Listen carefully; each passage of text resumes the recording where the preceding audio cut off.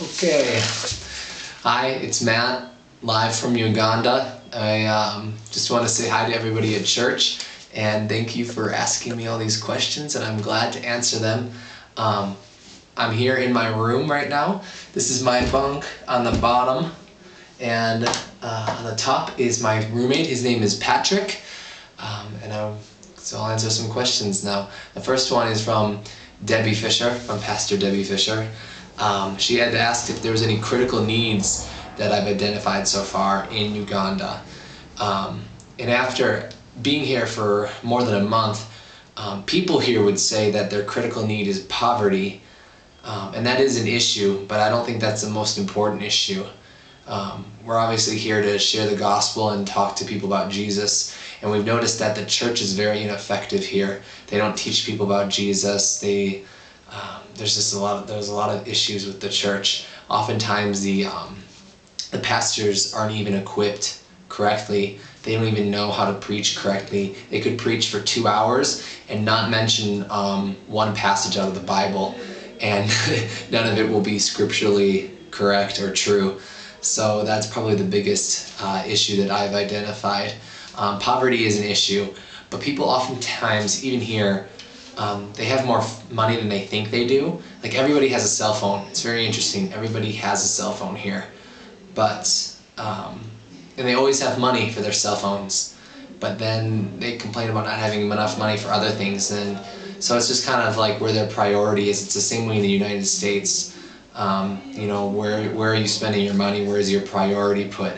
Luckily in Uganda, food isn't an issue. There's no shortage of food because they get plenty of rain and plenty of crops because of it. So that's not an issue, and that's good. So I'd say that the biggest critical need, though, is in the church itself.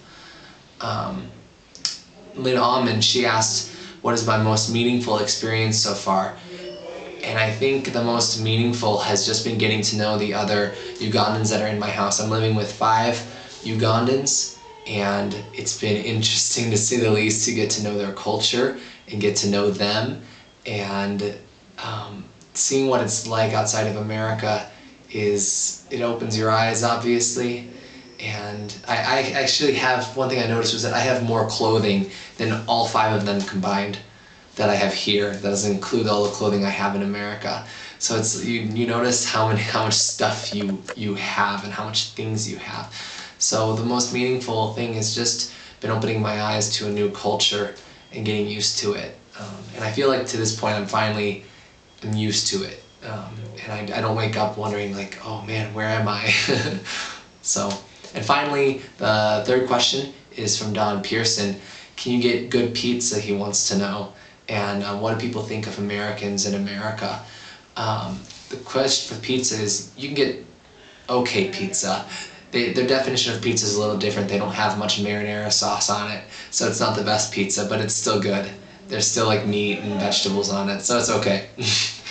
And then for the Americans, they love America here. Love America. Every single person wants to come to America, and that's not even that's probably an understatement to say every single person. Everybody wants to come to America. I've been asked several times to have people, to take people back with me to America. But people love the West. All their clothing is from the West. Many of the products that they get are from the West. All the movies that they get are from the West. There's not the Nigerian films that they get, and there's also American films.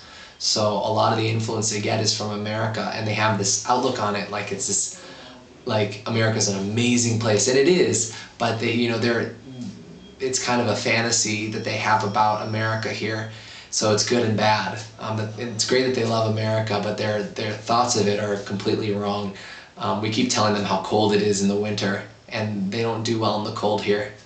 But so the good thing is they love America, and yeah.